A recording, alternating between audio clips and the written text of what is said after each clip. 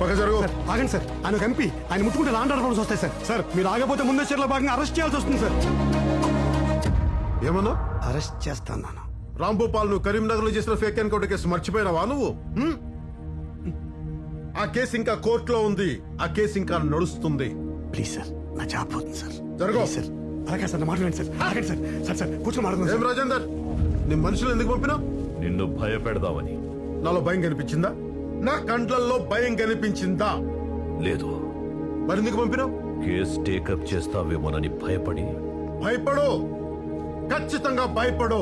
నేనేంటో తెలిసి కూడా.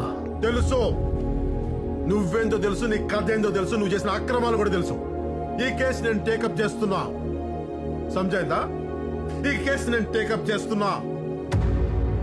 అన్యాయం జరిగిన ఆడబిడ్డలకి నేను అండగా ఉంటా.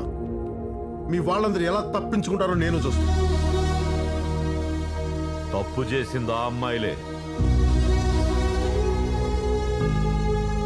ఎవరిది తప్పో ఎవరిది ఒప్పో నిర్ణయించేది న్యాయస్థానం.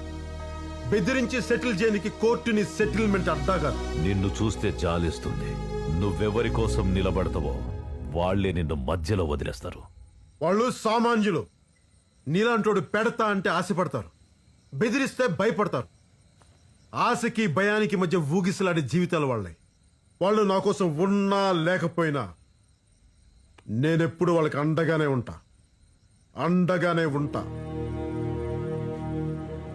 నువ్వు కోర్టు మెట్లెక్కి 4 ఏండ్లయింది, ఇప్పుడేం బిక్తావు?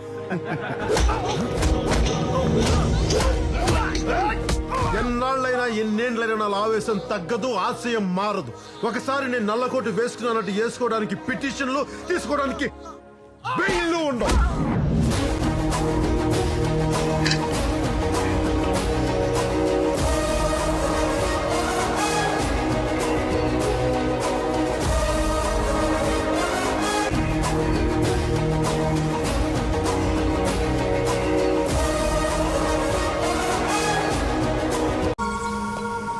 ఇప్పుడు జనాలకి నువ్వు కావాలి.